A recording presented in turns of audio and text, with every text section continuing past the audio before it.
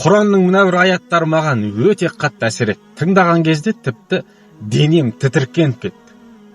Алла Тағала айтады екен: мен сені өзіме құлшылық ету үшін жараттым. Ендеше өміріңді жай ойын күлкімен өткізіп жіберме. Және сенің ризығыңды дайындап, сақтап қойдым. Ендеше өзіңді шаршатпа. Ұлылығыммен, құдіретіммен ант етемін. Саған берген нәрселеріме разы болсаң, жүрегіңмен денеңе тыныштық беремін. Және де менің алдымда мақтаулы боласың.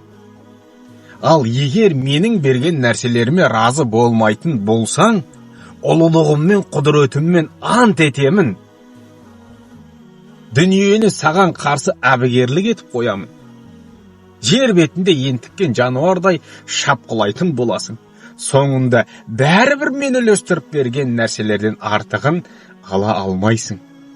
Ей адамның баласы, мен аспандар мен жерді жараттым, және маған ол түкке тұрмайды. Сені бір үзім нанмен қамтамасыз ету маған қиын болсын ба?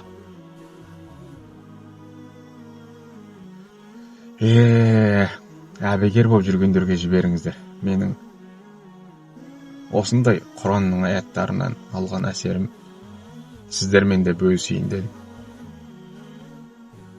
Айтарға сөзім жоқ.